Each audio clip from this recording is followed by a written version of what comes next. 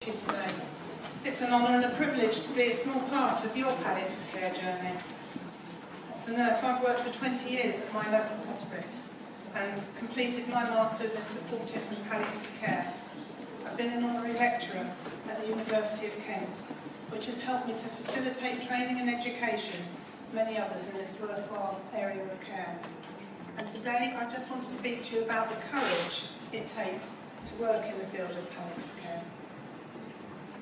Dobro jutro, drago mi je što sam na današnji dan ovdje s vama, što mogu biti na ovom vašem putovanju u sustav palijativne skrbi. Ja sam aktivna u ovome već 20 godina, prije 20 godina sam započela raditi u lokalnom hospiciju. Potom sam diplomirala, odnosno završila sam poslijediplomski studij iz suportivne i palijativne njege. Radim kao počasni predavač na sveučilištu u Kentu i nastojim pomoći ostalim ljudima zainteresiranim za ovo plemenito područje koje se bavimo, pomoći im u njihovoj izobrazbi.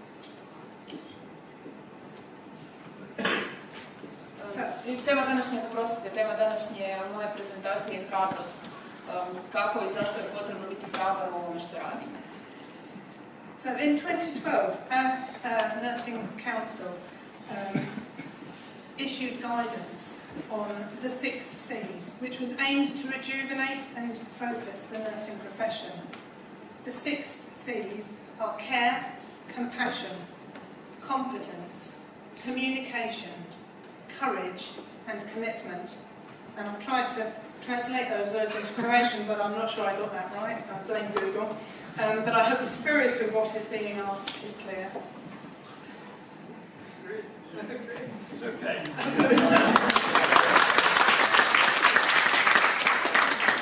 Dakle, 2012. godine krovno tijelo u Ujedinjenoj Kraljevini za regulaciju zanimanja medicinskih sestara, takozvano Vijeće medicinskih sestara, je izdalo smjernice. U tim smjernicama navodi se 6 ključnih riječi koji u engleskom jeziku započinju sa C, kojima se nastoje povisiti standardi u obavljanju posla medicinske sestre. Oni su navedeni na engleskom jeziku na slajdu i prijevod preko Google Translate-a. Nažalost, tih 6 C-ova iz engleskog nije 6 C-ova u Hrvatskoj, ali nadam se da ste dobili osjećaj što bi to trebalo biti. So, I've chosen courage as a theme for today's talk, out of those 6 C's. And courage enables us to do the right thing for the people we care for, to speak up when we have concerns, and to have the personal strength and vision to innovate and to embrace new ways of working. And then we're going to look at how courage applies to palliative care. I od ovih 6 C-ova u engleskom zabrala sam courage, odnosno hrabrost, zato što nam hrabrost pomaže da učinimo prave stvari za one osobe o kojima brinemo i do kojih nam je stalo, da svaki put kad imamo neke brige ili bojazni da ih izrazimo i da imamo dovoljno snage u sebi i dovoljno vizije da budemo inovativni i da prihvatimo neke nove načine obavljanja nekih stvari. I danas ću upravo nešto reći o tome kako se to prenosi na naš rad. So, does our society allow us to talk of death? Are we able to support those among us who are dying? We need to have the courage to talk about the taboo subject of death and dying. Do we have a workforce equipped to care for people through death and into bereavement?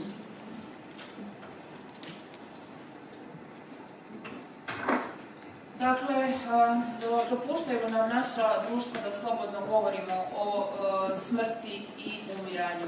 Je li pomažemo osobama među nama koje će uskoro umrijeti? Smatram da bismo trebali moći razgovarati o tim tabu temama poput smrti i umiranja i zadnje pitanje koje bih nešto rekla je postoji li kvalificirana radna snaga koja se bavi upravo ovim.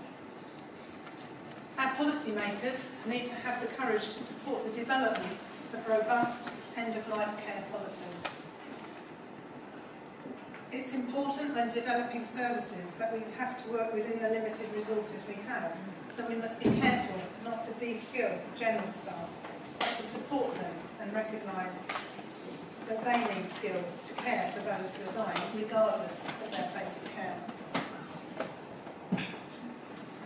Dakle, na razini zdravstvenih politika mi moramo imati dobre mjere i dobre politike da pomognemo svim onima koji rade u sustavu palijativne skrbi, dakle onima koji se brinu za umiruće. Pri osmišljavanju novih usluga ovog tipa trebamo iskoristiti one resurse koje imamo, ali ne tako da depriviramo zdravstvene djelatnike da nemaju dovoljno resursa za obavljanje svojih osnovnih djelatnosti, svojih osnovnih aktivnosti, nego im trebamo pružiti u tom smislu potporu da uz ono što rade imaju dovoljno toga na raspolaganju i za sustav palijativne skrbi, odnosno za brizi za umiruće. So please forgive me, I'm not fully understanding your Croatian health system, but I've tried to learn a little bit. My reading of the history of palliative care in Croatia shows that people have tremendous courage to push forward and be innovative in their thinking, and are to be commended for their resilience and fortitude. However, I'm also aware of the burnout, and when the burden is carried by so few, the risk of burnout is increased significantly, which is why we need to continue training and education of healthcare staff across all areas to equip them with the skills needed.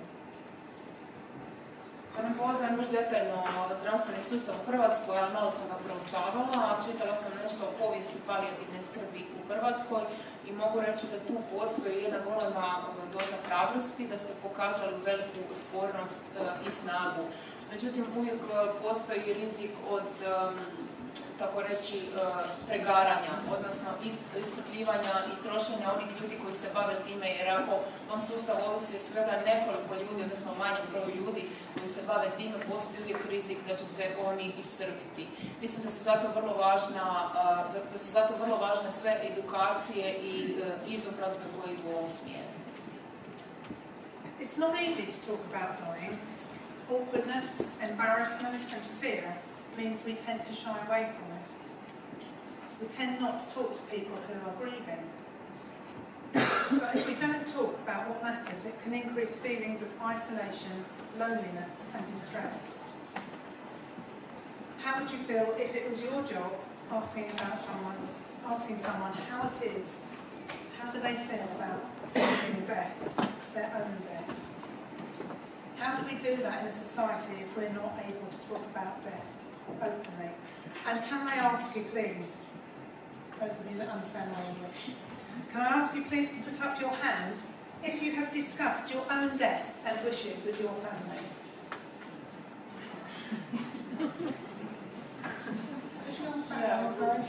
Okay, and then?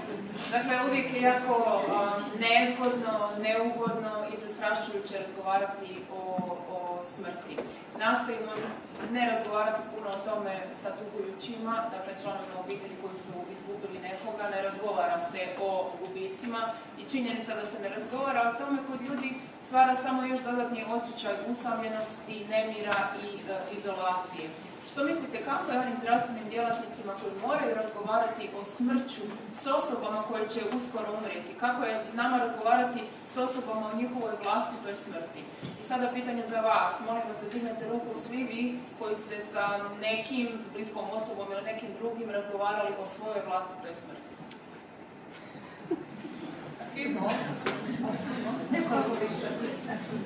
And you are an audience that is engaged and more used to discussing these matters than the general public. So you can see we've got a really long way to go.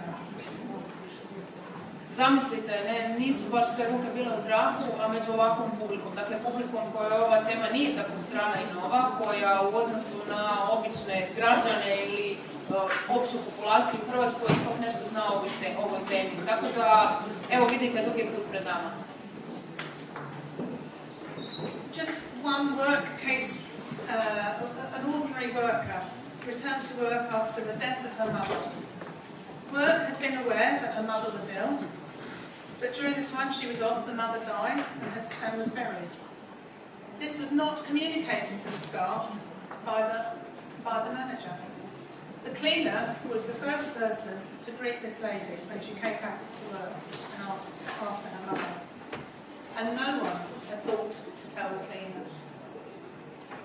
The embarrassment and the upset that causes could be avoided. Evo jedan primjer iz prakse, dakle priča o jednoj djelatnici u jednom poduzeću koje je majka umrla i dok ona nije radila, njene kolege na poslu su znali za to, međutim kada se ova gospođa vratila na posao, prva osoba koju je vidjela bila je spremačica koja je pitala za majčino zdravlje. Dakle, iako su svi na poslu znali, nitko nije to rekao ovoj spremačici. Pitanje je zašto. Dakle, u ovom slučaju su se mogli izbjeći ovi neugodna ova situacija u kojoj su se javili nemir i sram. So I want to talk to you about a case study from my own experience, which taught me a lot about the importance of being a patient's advocate, as well as the need for a structured approach to assess a dying person. Mrs. A, she was 57, with cancer of the breast and bone and brain metastases. She was not aware of her metastases, and when she fell from the taxi, she fractured her neck and femur. She blamed the taxi driver for not parking nearer to the curb. She was living with her husband, who was a caring but domineering man, and they had one daughter who was married and lived nearby, but worked full-time. Sada bih vam izložila jednu studiju slučajeva, dakle riječ je o mom osobnom iskustvu, tijekom kojeg sam naučila zaista puno toga. Naučila sam kako se treba boriti za prava bolesnika, ali isto tako naučila sam koliko je važno imati strukturiran sustav palijativne njege i brige za umiruće. Dakle, ovaj slučaj tiče se jedne bolesnice od 57 godina, bolovala je od raka dojke sa metastazama u kostima i u mozgu. Nije znala za te metastaze. Jedan dan se vozila u taksiju i pri izlasku iz automobila pala je i slomila kuk. Za to je krivila vozača taksija, s obzirom da nije znala cijelu situaciju. Živjela je sa suprugom koji je brinuo o njoj, ali bio je prilično dominantna osoba. Imali su i kćerku koja je živjela u blizini, bila je udana, živjela sa svojom obitelji, ali radila je na puno radno vrijeme. Mrs. A was referred for home care support. She was reluctant to accept support at my first visit, refused any day hospice or clinic interventions, and at this first visit, Mr. A informed me that I was not to speak to his wife about the fact that she was dying or her disease progression. He said it would take away all her hope. I dodijeljena joj je patronažna njega, dakle briga o kući. I prilikom svog prvog posjeta kada sam došla, vidjela sam da je bila prilično rezervirana, odbijala je bilo kakav spomen dnevne bolnice ili liječenja u bolnici. I njen suprug mi je odmah na početku jasno rekao da ne smijem spomenuti pred njom da je bolest u progresiji, da je u silaznoj putanji, tako reći. Rekao je da bi time ona ostala bez ikakve nade. I was clear with Mr. A that I could not lie to his wife, but I would be sensitive to her situation, and it takes a certain amount of courage to stand up against denial and collusion. Gospodinu Au, dakle suprugu bolesnice, jasno sam rekla da ne želim i ne mogu lagati, ali da ću biranim riječima i pažljivo govoriti o njenoj bolesti. Dakle, potrebno je jako puno hrabrosti, prijeti se i moći se opirati ovakvu situaciju u kojoj ljudi jednostavno negiraju situaciju, odbijaju je i u kojoj postoji neki tajni prešutni pakt između članova obitelji. As we know, communication is a key skill, and in this case, The medical team hadn't had the courage to communicate properly with Mrs. A and were colluding with her husband. After several months of visiting and building trust, I recognised signs of deterioration, lack of appetite, increased weakness, loss of mobility, increased pain, until one day Mrs. A was bedbound, unable to make sense of the changes she was experiencing within her own body. She asked me directly if she was dying. I explained yes, I thought she was.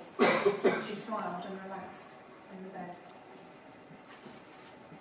Kao što znamo, komunikacija je uvijek ključna, ali u ovom slučaju njen medicinski tim nije imao dovoljno hrabrosti iskomunicirati joj stvarno stanje stvari i bio je u nekakvom tajnom prešutnom dogovoru vis-a-vis toga sa njenim suprugom. Nakon nekoliko mjeseci rada s njom i dolazaka kod nje, nakon što smo uspostavili povjerenje, počela sam primjećivati prve znakove naglog pogoršanja njenog stanja. Bila je slaba, nije imala apetita, sve manje se mogla kretati, a bolovi su se povećavali. Jednog dana je ostala tako prikovana za krevet, nesvjesna svih promjena koje se događaju u njenom tijelu zbog bolesti i otvoreno me pitala mislim li ja da ona umire. Rekla sam da mislim da je, na što se ona samo nasmiješila i tijelo joj se opustilo. In this situation, I had to have the courage to be honest, and it was only possible because I had been trained, and I understood the signs, which gave me the confidence to communicate clearly and sensitively. But even when we're communicating well, the message will not always be well received. Ja sam u tom trenutku jednostavno morala imati dovoljno hrabrosti, biti iskrena i otvorena prema njoj.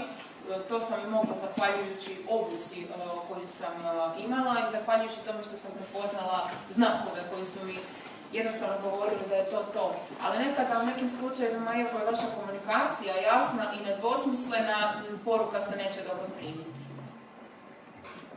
Mr. A and his daughter were really angry and they banned me from the house. All their frustration and anger was aimed at me. So the team support and supervision were essential to enable me to continue to care. Even one evening when the daughter phoned me as I was on call and about the pain control, I offered to visit and I was refused. So I had to employ all my communication skills to enable acceptance of a consultant visit the following day. Njen suprug i njihova kćerka su bili jako ljuti i bijesni i zabranili su mi da više dolazim k njoj. Jednostavno su svu svoju ljutnju i frustraciju kanalizirali i usmjerili prema meni. I zahvaljujući potpori i pomoći moga tima, ja sam i dalje mogla nastaviti raditi u nekom obliku sa tom ženom, sve dok jedne večeri dok sam bila dežurna me nije nazvala njena kći. Imala je neka pitanja o davanju majci lijekova protiv bolova. Bila je izričito protiv toga da ja dođem, tako da su mi trebali sve moje komunikacijske vještine koje sam imala kako bih ju nagovorila da dopusti nekom drugom zdravstvenom djelatniku da dođe sljedeći dan kod nje i da joj da lijekove. But the daughter then took 2 weeks off work and spent those 2 weeks with her mother, giving her massages and comfort. She would not have done that if she had not been alerted to the significance of the deterioration, because the family were just insisting she needed to be fed to build up her strength. She died 2 weeks later at home with her family where she wanted to be. Nakon toga njena kćer je uzela 2 tjedna godišnjeg odmora ili dopusta s posla, dakle nije radila, kako bi bila s majkom, kako bi pomagala, kako bi masirala ili učinila bilo što drugo da joj olakša. I moram naglasiti da kći to ne bi učinila da nije znala koliko se naglo pogoršalo njeno stanje, jer je obitelj sve do tada uporno insistirala na prisilnom hranjenju majke kako bi se povratila snaga. U svakom slučaju, 2 tjedna nakon toga žena je umrla doma sa svojom obitelji gdje je željela i biti. So staff need to have confidence when facing challenging situations. Late identification of people dying with one or more advanced conditions is the main reason why most people throughout the world do not receive palliative care, which could make such a difference. Every clinician must be able to recognise when palliative care can be of benefit, and the population estimates suggest that 69 to 82% of people who die in economically developed countries could benefit from integrated palliative care.